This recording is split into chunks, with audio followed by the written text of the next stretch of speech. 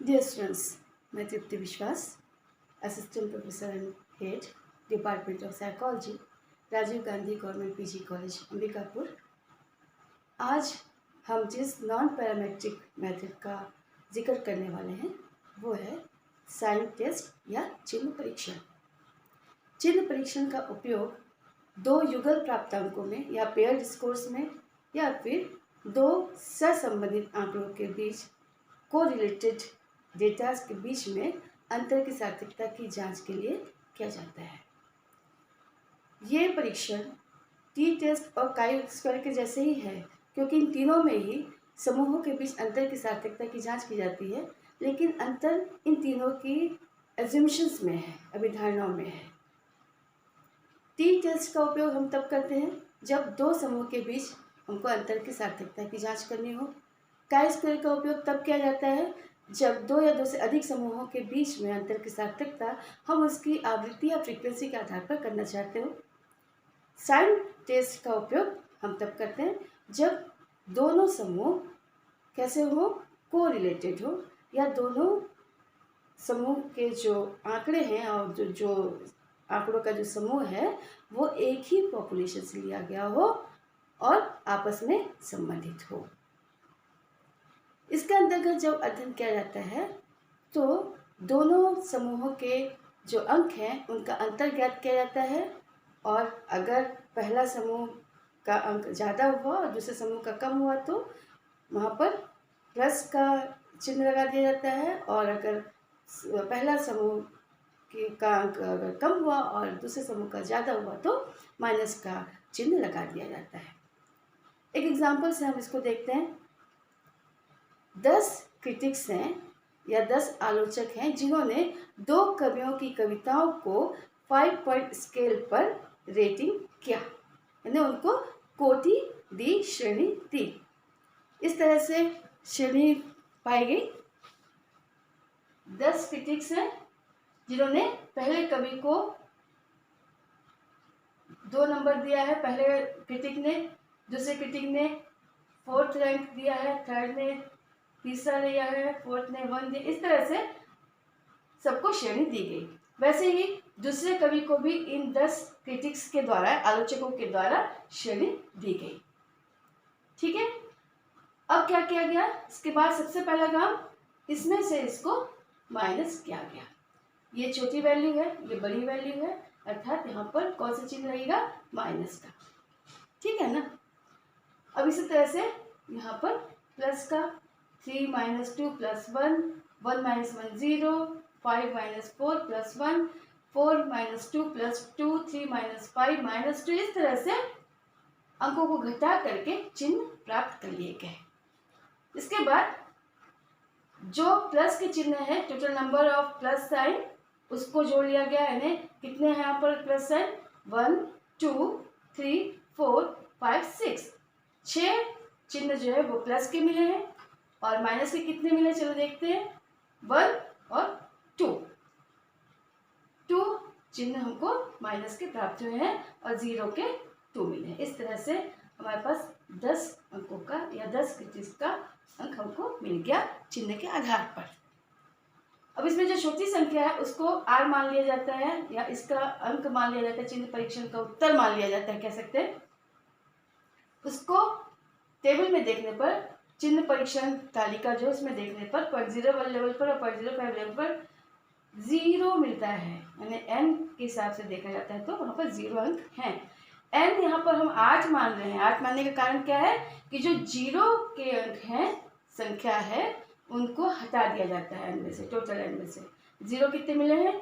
2 मिले हैं। टोटल कितनी संख्या है? 10 है। 10 से 2 हटाते हैं तो 8n हमको प्राप्त होता है। इसको टेबल में देखने पर 0.01, 0.05 मिलता है, जो कि 2 से बहुत कम है। इसका अर्थ हुआ कि इन दोनों के बीच में अंतर है। यहाँ पर अगर प्लस और माइनस का चिन्ह बराबर होता, यानी 4 प्लस होते और 4 माइनस होते, तो वैसी स्थिति में क्या होता? नल हाइपोथेसिस हमारी क्या होती? प्रूफ हो जाती। ठीक है ना। लेकिन यहाँ पर प्लस का चिन्ह ज़्यादा है, माइनस का चिन्ह कम है, यानी चिन्ह जो है वो बराबर बराबर नहीं है और टेबल में देखने पर उसकी वैल्यू इस तरह से मिलती है, तो इसका अर्थ हुआ कि यहाँ पर नल हाइपोथेसिस रिजेक्ट होती है और अल्टरनेटिव हाइपोथेसिस इनके बीच में अंतर है ये सिद्ध होता है। इस तरीके से हम साइन टेस्ट तब करते हैं जब n छोटा हो, n की संख्या कम हो। जब n हमारे पास ज़्यादा होती है तो उस हिसाब से या उस समय साइन टेस्ट करने के लिए z स्कोर का सहारा लिया जाता है। स्टैंडर्ड स्कोर के आधार पर चिन्ह परीक्षण किया जाता है। इसके लिए फॉर्मूला है z equal to 0.5 n minus x minus 0.5 divided by 0.5 n का अंडर रूट। ठीक है, z क्या कहलाता है? Standard score. x क्या है? नंबर ऑफ लोअर साइंस, यानी जितने संख्या जो छोटी संख्या है उन सबका योग, और n number of scores, total संख्या। एग्जाम्पल के लिए हम मान लेते हैं कि n 50 है और x 15 है। ठीक है, तो z स्कोर पे रखने पे देखिए 0.5 n यानी 50 माइनस x 15.5 डिवाइडेड बाय 0.5 50 का अंडर रूट। नेक्स्ट स्टेप में देखिए क्या आती है वैल्यू 25। इनको अगर हम इंटू करते 25 आता है और इनको माइनस करते तो 14.5 डिवाइडेड बाय 50 का अंडर रूट 7.07। इन दोनों का अगर मल्टीप्लाई करते हैं तो ये वैल्यू प्राप्त होती है। इस तरह से इनको आपस में भाग देने पर 2.97 मूल्य प्राप्त हुआ। यानी चिन्ह परीक्षण के आधार पर अंक हमको इतने प्राप्त है 2.97। इसको जब z स्कोर पे देखते हैं, z स्कोर टेबल में देखते हैं तो 0.05 लेवल पर अंक मिलते हैं 1.96 और 0.01 लेवल पर 2.58। ये संख्या या ये वैल्यू इससे बहुत कम है। इसका अर्थ कि इनके बीच में अंतर है, इन दोनों समूह के बीच सार्थक अंतर है। ठीक है, चलिए एक बार थोड़ा देख लेते हैं। और 10 क्रिटिक्स या आलोचक के द्वारा 2 कवियों की कविताओं को क्या किया गया? श्रेणी दी गई या कोटि दी गई, रैंक दिया गया 5 पॉइंट स्केल के आधार पर, और उन अंकों का फिर अंतर ज्ञात कर लिया गया। अगर ये संख्या छोटी है, ये बड़ी है तो माइनस चिन्ह, और ये बड़ी है छोटी है तो प्लस चिन्ह। इस तरह से चिन्हों को प्राप्त कर लिया गया। फिर प्लस और माइनस चिन्हों को अलग से प्राप्त कर लिया गया, जीरो को फिर अलग से लिख लिया गया। इस तरह से अंक प्राप्त कर लिए गए चिन्हों के, और फिर उसको टेबल पे देखने पर इसका सार्थक लेवल ज्ञात किया गया। जब n ज़्यादा है या बड़ी संख्या में, यहाँ पर तो ये छोटी संख्या है n, तो इस हिसाब से कैलकुलेशन कर लिया जाता है। लेकिन जब ज़्यादा मात्रा में होता है, n की संख्या ज़्यादा होती है, बड़ी होती है, उस समय z स्कोर के आधार पर या स्टैंडर्ड स्कोर के आधार पर चिन्ह परीक्षण ज्ञात किया जाता है। इसका फॉर्मूला है 0.5 n minus x minus 0.5 divided by 0.5 n का अंडर रूट। z क्या कहलाता है? Standard score. x number of lower science, यानी कि जो छोटी संख्या है चिन्ह की, उसको वो x होता है, और n नंबर ऑफ स्कोर्स। इस तरह से एग्जाम्पल में हम देखते हैं कि अगर n हमारे पास 50 है और x 15 है तो क्या स्थिति बनती है?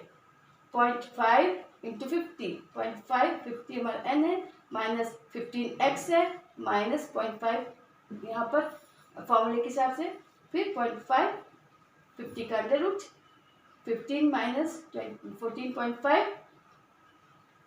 इस तरह से 10.5 प्राप्त हुआ। नीचे 0.5 इंटू इसका जब वर्गमूल निकला है तो 7.07 प्राप्त हुआ। इसको 0.5 से इंटू करने पर 3.53 प्राप्त हुआ। इनको डिवाइड करने पर ये वैल्यू प्राप्त हुई 2.97।